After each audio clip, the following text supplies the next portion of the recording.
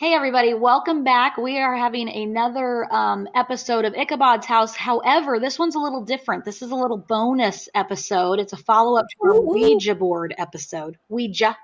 Ouija. I always say that wrong. Ouija board episode. And we are very excited because we have some special guests. I'm going to need some excitement from you, Jennifer. I'm excited. I was actually just thinking to myself that Zozo doesn't give a shit how you pronounce Ouija or Ouija. Zozo really doesn't give a shit. He's going to possess you no matter what. Yes, we have very special guests. We have Lauren and Alex Schaefer here with us today. Alex is Andy's son, her second born. And as we all know, the middle children are always the most problematic. I speak from experience here, being a middle child myself. Actually, I have to say, we won the lottery with this kid.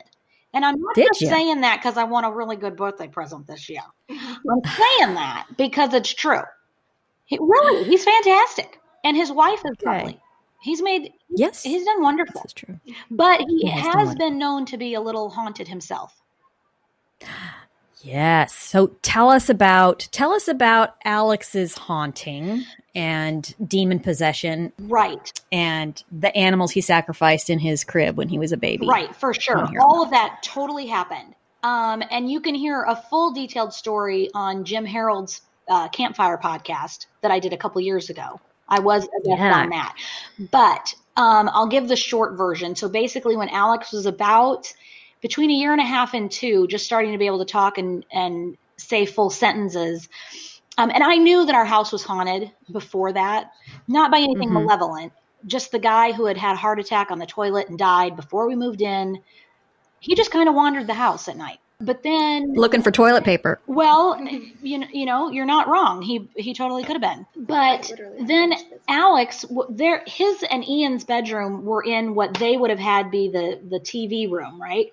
And so his little toddler bed was there, and I was tucking him in, and he said, or he laid like with his back up against the wall and on his side, and I said, honey, the whole bed is yours, because it was brand new bed for him. This is first night in his bed. And I said, the whole bed is yours. And I said, you can scoot over. And he goes, no. And I said, why not? And he goes, because that guy's laying there. And I was like, oh, what just happened? Yeah, he would see him periodically. Nothing else stands out significantly in my mind from that time period, except for that was the first one, and that was the most traumatic for me. How was it for you, Alex? Well, I do not remember anything. So, there could not have been. I could have just made it all up. I really don't know. I doubt yet age 18 months to 2 years. I don't think the ability to lie has kicked in at that point in time. No, you're right. Do you ever remember seeing anything in that house in Wayne? Did you ever see anything? No, I don't remember seeing anything. Honestly, I don't remember a whole lot about the Wayne house. Yeah. But I just remember my mom always telling me that I would hear stuff and report back to her about it. So, as any good paranormally haunted child is apt to do. Yeah. Right.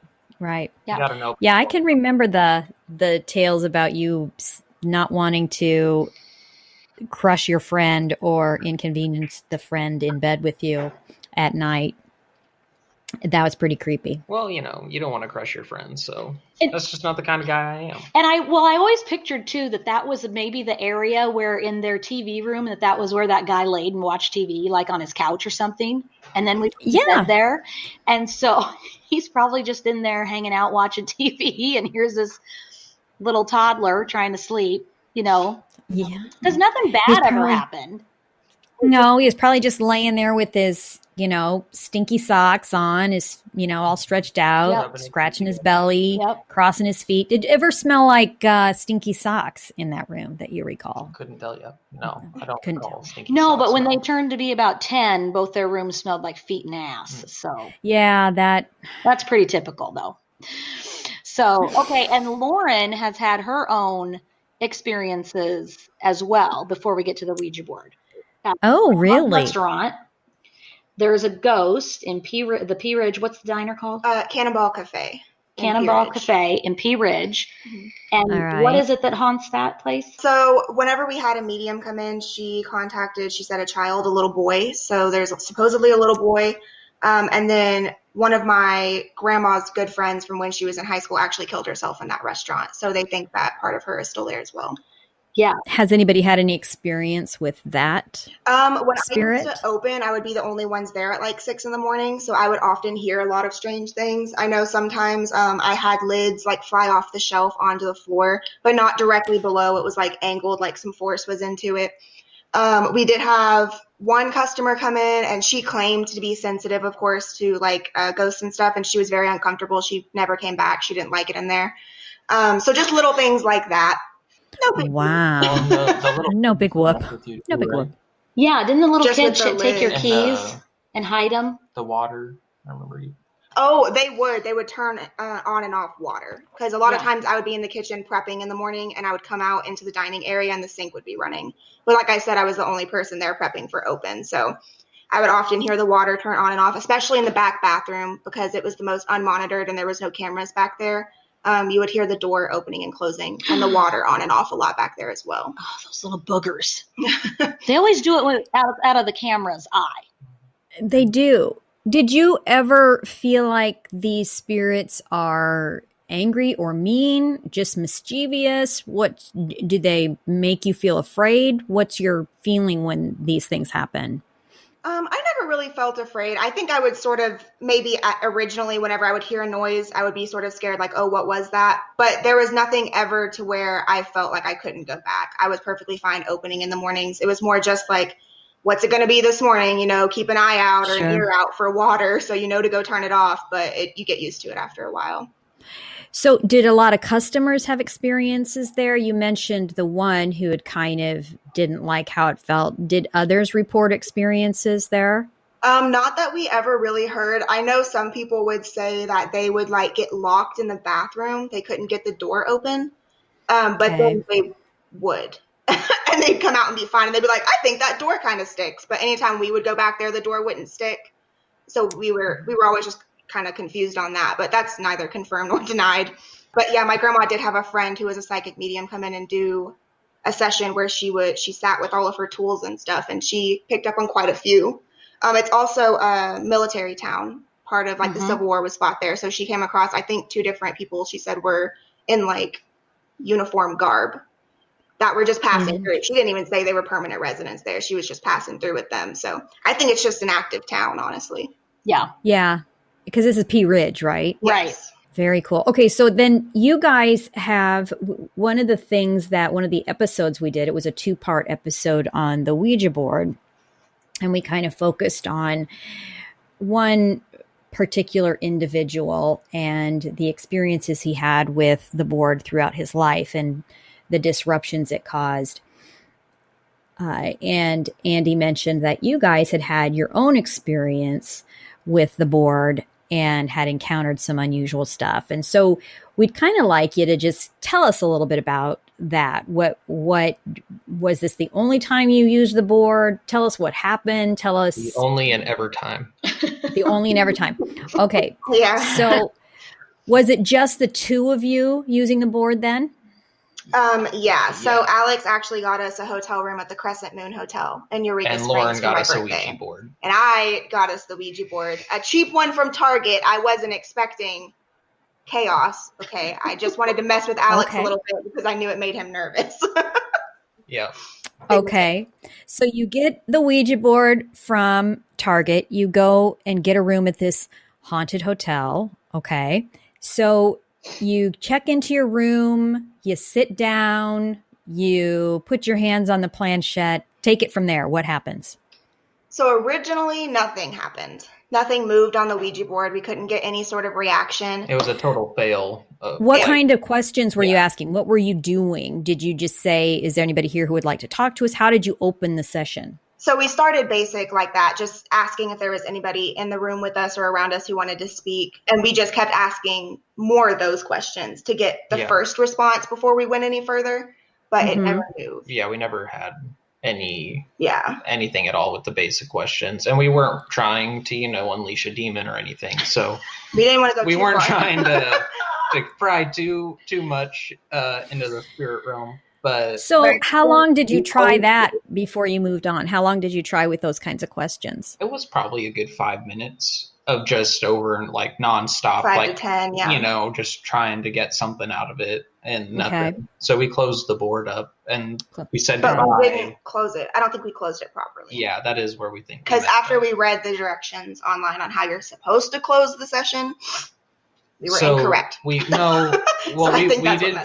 close it right. We said goodbye. We didn't store the pieces properly, and we think that's where we messed up. We think that it still made a connection with you're supposed to store them dial. Separately. Yeah, you're supposed to store the dial and the board separate, and we stored them together. We put them in our suitcase and then put it in the suitcase. So we think that's where the actual mistake happened, I guess. Okay. We were still through that night and into the next morning. Yeah. That it was just sitting packed up like that. So we don't know what it did. Okay.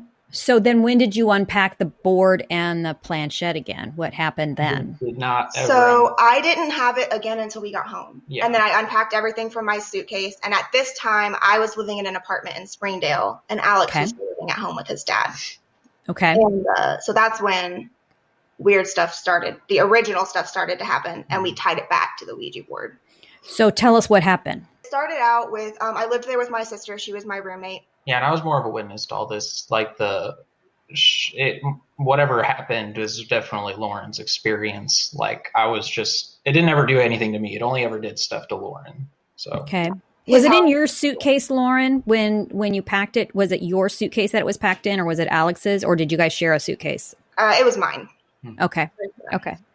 I was left completely responsible for the Ouija board once it was purchased.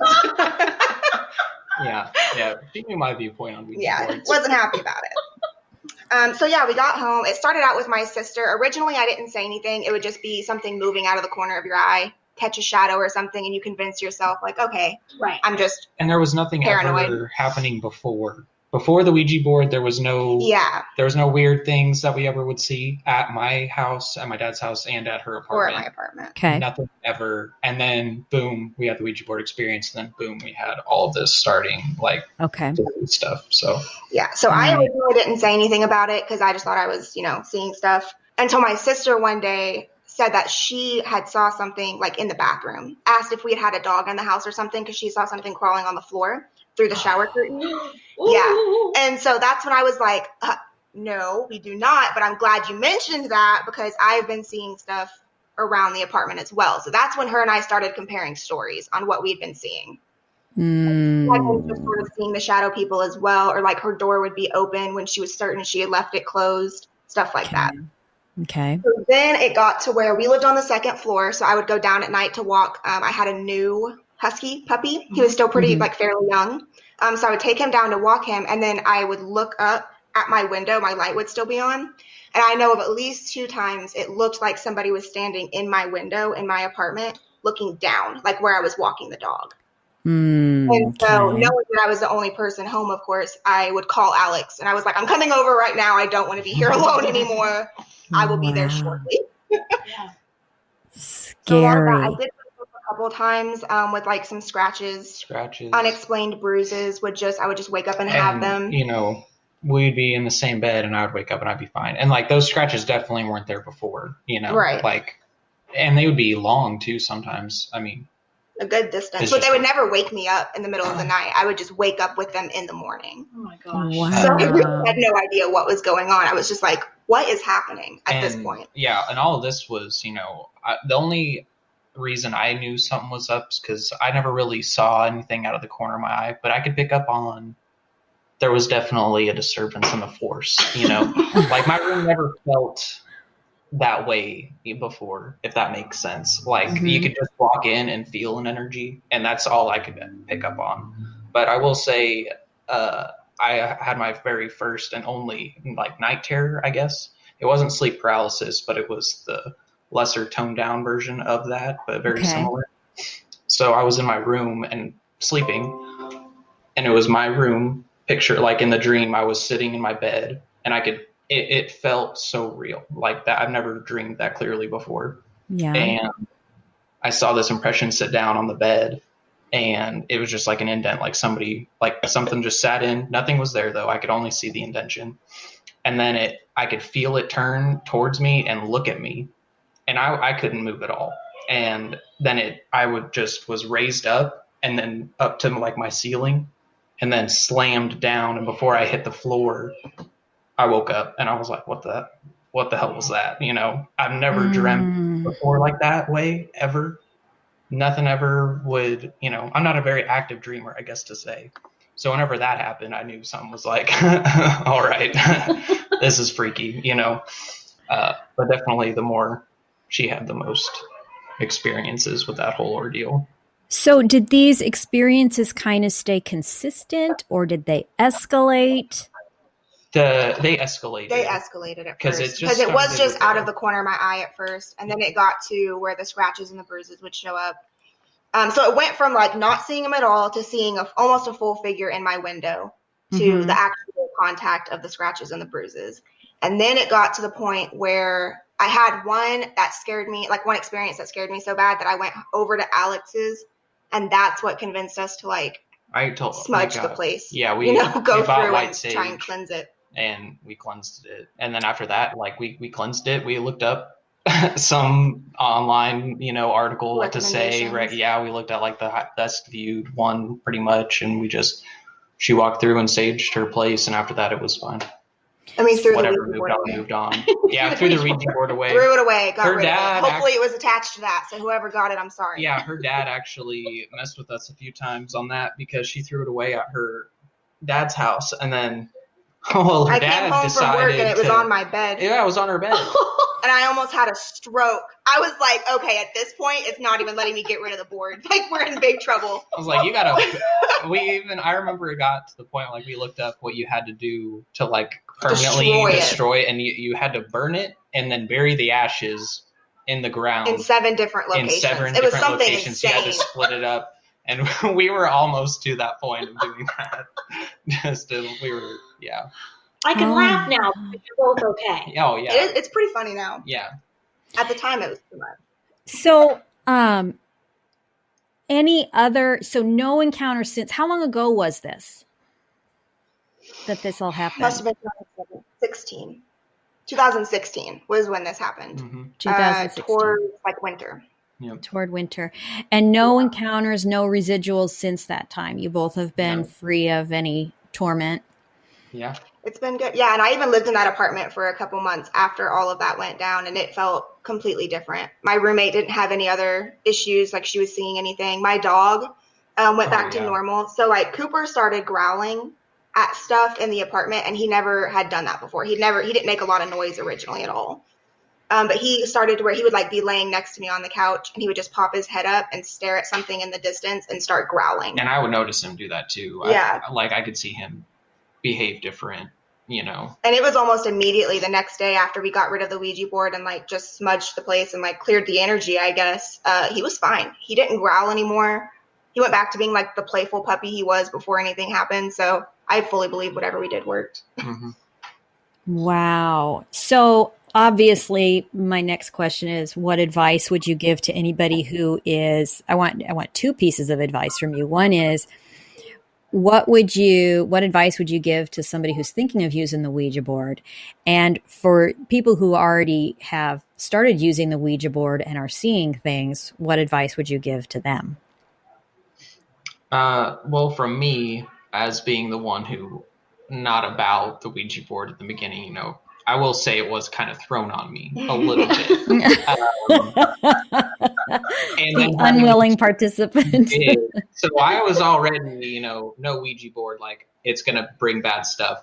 And then that's definitely what happened with my experience. So I just recommend stay away from it unless, Well, we're not going to do that. So I've got you. Yeah. If you're going to use the Ouija board and you haven't yet, please do your research on closing and storage of the Ouija board just to make sure that whatever you do is the safest. And if you are already using a Ouija board and you've had a bad experience, definitely do your research on cleansing rituals like what we did. Like I said, Alex got the white sage and it seemed to work for us. So. And definitely know what I feel like pay attention to your experience, because you might be seeing different stuff. It might be more active than what ours was. And if that's the case, you may have bigger issues. Yeah, you might have a bigger issue. I don't know. I think there's stuff that we don't know, and you just have to be as careful as possible when dealing with the spirit realm or whatever it is.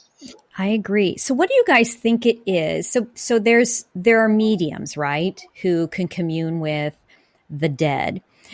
So the Ouija board is obviously another tool in the arsenal of communicating with the afterlife, because what everybody wants to know is, and I think it's inherent. I think it's a global phenomenon. Everybody wants to be assured that when we die, that isn't it, that the mind continues somehow, that there's an afterlife, that we go on.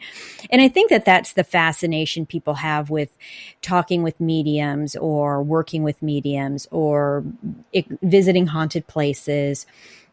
What we're all looking for is reassurance that, number one, our loved ones are still okay beyond the veil. And number two, that, oh my God, I'm not just going to turn into worm food when I'm done, that when I'm done with this body, I go on into something else. Yes. But I'm curious, and Andy, I want your opinion on this too, because I don't know what my opinion is. What's the difference? So I need you guys to tell me what my opinion should be. What's the difference between what a medium does and what the Ouija board does? Because my understanding is that you can communicate with spirits with the Ouija board, but somehow it also invites or opens a larger door so that bad things can potentially come through. So why does that, or does it potentially happen with mediums? I just would like to know, just talk amongst ourselves about this. So there's a show that, have you ever seen Dead Files? I have not. I think it's Discovery Channel. So she's a medium, Travel Channel. She's a medium and she partners with an ex-detective from New York. I have seen an episode. Very good. So you'll notice with her, she sees a lot of stuff that she says is like negative energy and bad things as well. And she says that it used to scare her as a kid when she didn't understand. But now that she's older and knows what they are, she's more understanding of like what those are and how to get rid of them. Okay. So from my understanding, just based on what I've seen from there, I assume they do see all of those bad things as well. They're just more able to cope with it. They can act like a filter too. I think they're able to process it in their mind's eye, whereas a Ouija board, you have no filter, I think. And if you don't know how to communicate with something like that, you're just going into a blind. I feel like it'd be like using a better technology versus an older, outdated technology, Like, I guess if you were to compare the two, medium versus a Ouija board, Yeah. Like me using a Ouija board, I couldn't get out of that what a medium could, talking through the dead directly, Like, you wouldn't have to be limited to just yes or no's, probably, I feel like. Right. You just kind of, and I'm not even sure they are communicating necessarily, but just being able to see what they see or however they are able to see. Because I know on the Dead Files show, she talks a lot about being like visions or like just an area of her body will hurt, that their body hurt, Right. So just, you would never be able to experience that unless you had the gift. I mean, well, and I think that's a very good point, or comparison, that it is kind of if you look at it in forms of technology, our brain obviously is much more advanced technology than a Ouija board, right? And then you put intelligence and emotion and cognitive reasoning in there, rather than, a Ouija board is kind of acting like a floodgate, and a medium is, is like a strainer. Right. Can kind of pick and choose what comes through and what doesn't, Yeah. Very interesting. So is there a difference between a ghost and a spirit that you would interact with from the afterlife? I struggle with that one. I struggle with that one too, because I don't know, because the one that was in our house, how they talk about those energies that can just kind of be like on replay, Mhm. and they do the same thing over and Isn't that over what again. a poltergeist is, right? It's like an energy from an event that like stays. That could be. I'm pretty sure what a poltergeist is. That's a residual haunting. A poltergeist Yes. is generally Okay. uncontrolled energy Okay. telekinetically put out there by an adolescent Mostly by hormonal girl. Yeah. Yeah. But so the guy that was in our house in Wayne, the stuff that I heard was always footsteps going from that front room, which we figured out was probably their TV room, through the living room, into the hallway, into the bathroom, and then back again. I never felt anything when I went to the basement to do laundry or take a shower. I never felt anything weird in the kitchen, upstairs, anywhere. It was just, but I always heard footsteps and the floor creaking because it was an old home. Mhm. And then I would hear things like slam on the floor because in their bedroom, which was that front room, had a wooden floor. Mhm. And Alex was just a baby. And I would be, in the middle of the night, just up nursing him. And Ian was 3, and it would sound like he would, slam, like his whole body, like he was in a dead sleep and his whole body would just land on that wooden floor. Mhm. But I would go in there and he was fine in his bed. Nothing had fallen. Everything was fine.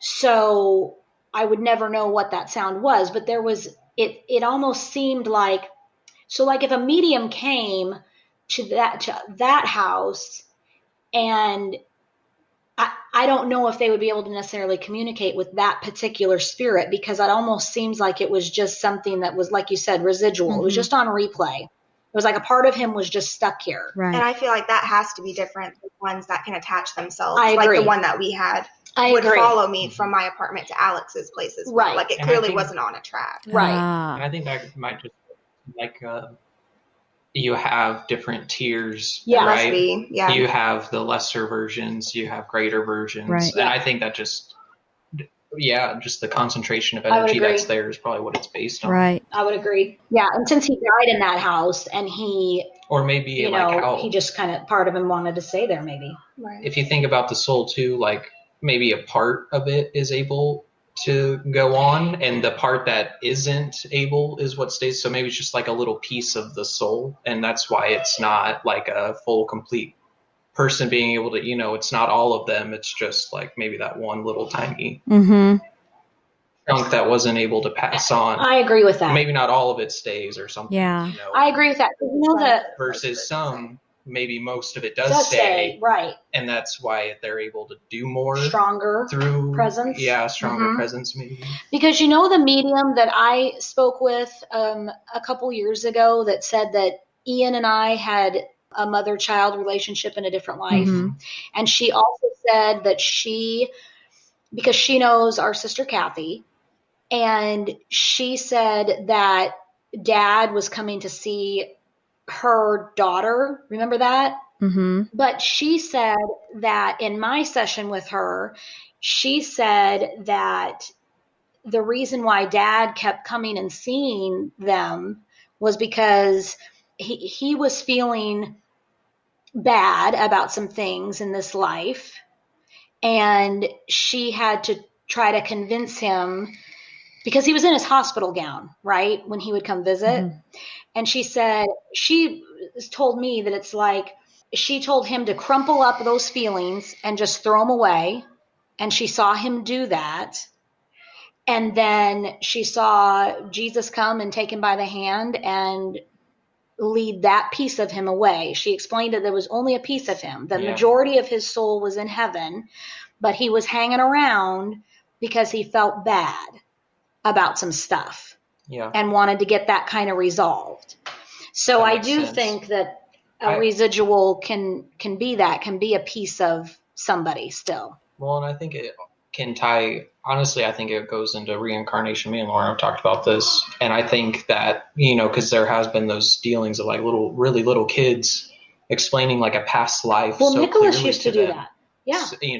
And then they'll actually go and find the family of the past life and confirm it. And like they know all these details. Well, it might not be that there might be just a huge soul pool, and they are just ladling, into these people, and like a little piece or some of that person and some of whatever that their experiences, I guess. But I don't know. I think that's a good way to look at it. Yeah. I think so too.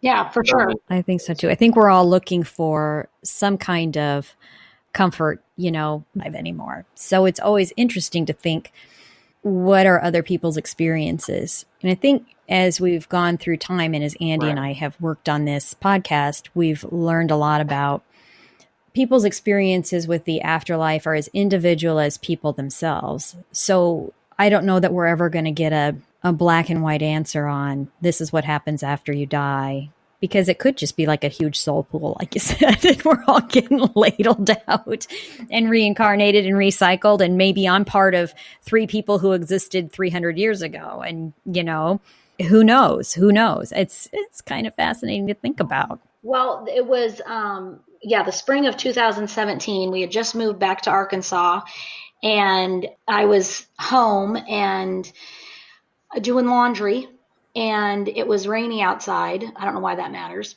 And I always shut off the laundry room light. And it's right off the living room. And after I would go in there, about 10 minutes later, the light would come back on. And this happened all day. And I told Chris about it, my husband, and he was like, oh, we probably got a mouse in the wiring, something. Yeah, whatever. So I know that does happen, but this wasn't it. Electrician speaking, I can clarify. Yes. So then the next day, it happened again, but it happened more often. And I had told my daughter Elizabeth about it the first day that it happened. And so then she was all excited when she came home the second day, and she's like, did this happen? And I said, yes, it all happened again, and all day long again, but actually more often, like every half hour that light was going back on after I had shut it off. And I said, I feel like somebody's trying to get my attention. And she said, well, who would that be? And I said, the only person I can think of would be my father. And she said, well, why would he be getting your attention? And I said, because this was when I was in the first stages of trying to get my app made, my SweetFeet app made. And I didn't have a lot of money. I was, we were selling our furniture, and I knew it was going to be expensive, but I said, I just think it's something about SweetFeet, because that had been on my mind heavily. And so she said, we were in the living room, and the laundry room light was off. And this was after school on the second day. And she goes, Grandpa, if that's you, shut off that light. Bam, light went off instantly. So she runs and hides behind the coffee table, like that's going to be any protection. And I just started laughing. We couldn't believe it. And then we kind of wanted to test. I said, well, now it's been doing this all day. So that could have been, I said, so let's try it again. And we tried it again right away. Because like I said, it had happened like every 30 minutes. So we tried it again within the next 5 minutes. And she said, Grandpa, if that's you, or she goes, are you trying to get Mom's attention about the SweetFeet app? Turn the light on. Bam, light came on again. And then that was it. It was done. It has never happened again since then. Wow. And a week later was when I got the email from that they could help me with my app, and it was an affordable thing for us. Because I found out about a year later that normally apps to get them created are like $40,000 or $50,000, and we only paid like 10% of that. Wow. And so yeah, because I would not have I would not have been watching my email. You know what I mean? I didn't sign up for anything. Wow. I didn't. Well, I think the spookiest thing that I ever had happen was in our house in Virginia. We had this house that was at Cape Cod, and it had sloped ceilings in the bedroom. So our bed was positioned so that we laid under this slope. And one night we were laying there and we just heard scratching and scratching and scratching. And it was a bat. It wasn't anything. Supernatural. Fantastic.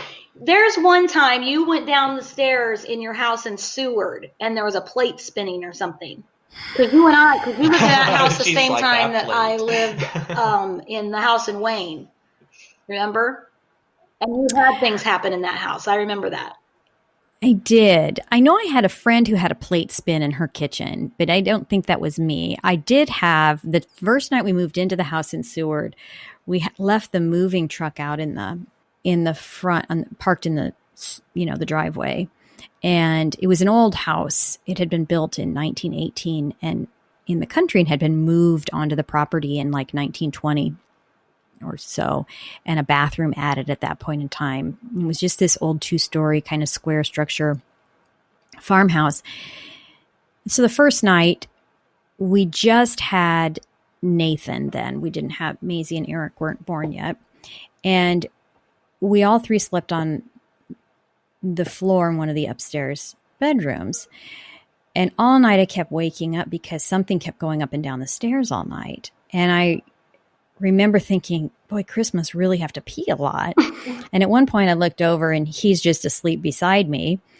And so at one point in time, I look over in the doorway and there's someone standing there in a t-shirt and kind of those 1970s shorts that have the piping on the side, kind of down the side and around the legs. And a big pair of those, we always called them tube socks with the stripes. They go all the way up to the knee and they have those three big, thick colored stripes. They're white socks and pair of tennis shoes. And I couldn't see I just saw the outline of that shirt, shorts, socks, shoes. It's kind of a impression of arms and neck, but really didn't see face. I had the feeling based on the way the t-shirt looked that it was a man or a high school kid. And then that was it. So we just had that one bathroom on the main floor. What happened with that siding? Are you still explaining that, or did he just like fade away? Just faded away and was gone. And then and after that, once we got all our furniture and stuff in, I didn't hear the footsteps going up and down. It was just kind of like somebody was like, what the hell is going on? Who's in this house? That's kind of what I felt like, was something was just checking out who was there. But I never liked being alone in that house. The house I live in now is much bigger, and I have no issue sleeping here alone, being here alone, whatever. But I never liked being alone in that house. In the night, if I had to go to the bathroom, I woke Chris up and he'd go downstairs with me and the bathroom was like literally right at the bottom of the stairs, but I still wouldn't go down there by myself. He would go down there with me and he would stand there while I peed and then we'd go back up and get back into bed. That's right. But there was no way in hell I was going anywhere by myself after dark. So, and the kids were small enough, they could all just pee in their diapers. So nobody had to go down with them. So nice. Yeah. So that was my experience in that house. And beyond that, I mean, I never felt like, I don't know. I can't say I ever felt threatened or anything. I just didn't want to know of anything being there, right. I guess. And so, and Chris is a total skeptic. So I knew if he'd go to the bathroom with me, then our chances of experiencing anything were zero. And that was that. So, yeah. What were you going to say, Alex? Oh, no, just it feels like nice to just play blind ignorance for your own sake. Yeah. I will say I'm not as scared, if something were to happen now, 30 years later, I'm like, yeah, whatever. No big deal. We went a couple years ago and stayed at the Villisca Axe Murder House, which is supposed to be completely haunted. And I slept on the floor in that place with where a bunch of people were murdered. And other than sleeping on a really hard wood floor in a house that smelled like it was 300 years old, mostly I was just really sore and annoyed and in the morning when I woke up because my back hurt so bad, but I wasn't scared there at all. It was just really fun. We'll see if something happens in the Crescent. She wants to take you to Alcatraz. I've always wanted to go to Alcatraz. Well, I don't have anything else. Do you guys have anything else to add to your tale of Ouija? When I think you were possessed. Oh, yeah, I don't. This is Alex's story. I was asleep. So it was after we had used the Ouija board. We had it all put up to our best abilities, we thought. And yeah, we were just on the bed. We had some screwdrivers that we made. We weren't like out of our mind drunk because we both don't really like to drink. I would say we were buzzed though, like we were utilizing the alcohol a little bit. But we were on the bed. And now, were you at the hotel at this time? At the hotel, okay. Yeah. It was at night, and we were, so we were done with most of our day. I can't remember really. I think we roamed the hotel the majority of the day we were there, just kind of doing our own little tour. And so we were back there at night. And I'd say we probably each had like maybe 1 or 2 drinks each. So it wasn't anything crazy. And we're on the bed, and she all of a sudden just like gets taken over, basically, is what I think. She had a mild possession, honestly. Okay. This is what it felt like on my end. So what happened? So she just kind of turns and looks at me. We were kissing, and she broke away. And that was what first, caught my attention, right? Yeah, because what up with that, Lauren? Yeah. And then Demons didn't like it. Don't blame me. Because everything was fine. Hell? Right? So she broke away, and then she just looks at me like she doesn't know me. And that, like a stranger, how a stranger would look at you is how she looked at me. And that's okay. We're not talking. It wasn't because of like garlic breath or anything like that, Lauren. And that's why I don't remember any of it. Yeah, and she has no recollection. He didn't tell me this happened until the next morning. Okay. Yeah, so she broke away, and she started like having these like a group conversation, but she wasn't a main vocal in the conversation. She was just kind of like experiencing. It was definitely happening around her, though, to her knowledge. And I only remember one name. She said 4 names, and it was the people she was talking to. One only stuck out to me for whatever reason, and that name was Steven. And to this day, I don't like that name, especially in regards to like if it's a ghost named Steven. Oh heck no, like don't like that guy. But for whatever reason, I remember that name Steven is what she said. But she was just having this full on ignoring me completely and talking to these beings around her. And I was trying to talk to her. Like, I was like, hey, what are you, like, are you okay? Like what's going on? Trying to make any type of sense. And she was just like, I'm just talking to my friends. Like, hang on. Basically, like giving me the side shoulder, whatever, the cold shoulder, and like talking to her friends. I was like, what is going on here? Actually, like I was kind of getting freaked out. And then she snapped out of it, and it was just moved on past. It was like it didn't even happen. You literally didn't even say anything. And I didn't say anything in the moment either. Right as I don't it know happened. why. He just because let he me wanted come to get back to out. making out. I probably, I'm a demon just took over my body and talked to 4 ghosts, and he was like, back to kissing. We'll just talk about this tomorrow. Priorities, Lauren. At the grocery store. He's like, by the way, I was like, should have called the police. Like, this should have been a bigger deal. I'm very good at compartmentalizing, What is it they say? Men are waffles, women are spaghetti. So he can totally compartmentalize. Goes into the upper left corner of the waffle in that little pouch. Yeah, it just locked it away. That's there. He said, we'll deal with that later. Yeah. That's too much for me right now. And but that was definitely weird. And I don't know what happened to this day. I don't know if she was, but like, sure, maybe not. Like, I don't know if she blacked out a little bit. I have no clue. But was it that was so after weird that it stuck out in my mind? Was that and it was after? Wow. Yep. Wow. This was as we were pretty much going to sleep for the night. Yeah. Whoa. And it was just, she broke away, had this little sidebar. Yep, little sidebar with her ghost friends, and then Let came me just back. make sure I'm really okay with this. Let me check with my buddy. Check with my friends. Super weird. That is super creepy. Super creepy. And I don't know either, too, to that point, because we didn't have anything happen at the hotel other than that, like ghost sighting wise, correct? Because it's a haunted hotel. So we were expecting something to happen while we were staying there a little bit, because she loves that. So that was part of her gift, Right. And I got you possessed. So It was just, He got you a demon possession. No, you can't get more Every than that. girl's dream. who else can bonus. say that? So I don't know if that was part of the hotel, basically, that little possession, or if it was related to the Ouija board. because it happened after the Ouija board. So I don't know what that belongs to. Jen, on our stay, if you get possessed, I'm totally filming and asking questions. Yeah. If you can catch that, just, yeah. All if right. she breaks away and just doesn't. I'm going to say, if she are you looks at Zozo? Yeah. If she looks at you like she has never seen you before, that's your. She does. If you wake her up early enough, she does that. So if you're going to film me, that means I'm going to have to sleep in my bra for sure. Full face of makeup. Yeah. All right. I'm going to have to rethink my wardrobe. Rethink your stay. Yeah. Yep.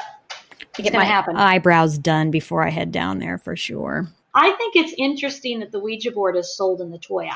Is very interesting. 12 and up. 12 and up. All you to little, summon demons. little tots. That is. As long as you're 13, you can They know summon what whoever they're you doing want. with that. Really, is what all that means. It's the ultimate Trojan horse.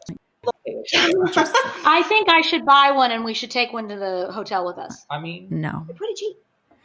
Thanks, Anjan. At Target, Stay I'm just strong. saying. Oh, there's no strength about it. It's a hard no all the way around. Read the directions. Hey, we came out of it fine, and now we're on a podcast. And now we're on a podcast. Yeah. See? You guys need more All good stories things. to tell. All good things. Yeah. Here's something. I've never done the Ouija board and I'm on a podcast. So Boom, bing, pop, pow. There it is. Don't worry, listeners. I'll report back. It's happening. we have for this episode. Andy, do you have anything to add? I don't. I'm just really looking forward to our summer trip now. And I'm so glad that Lauren did not, the possession did not linger. I am and too. that the scratches and bruises were not worse, and that Alex did not get possessed as well. I think it all turned out great. And thank you guys so much for sharing your story. Yes. Thank you. Zozo, you can suck it. You're an asshole and everybody hates you. And but to our listeners, Ichabod loves you. And bring a flashlight and always bring extra pants.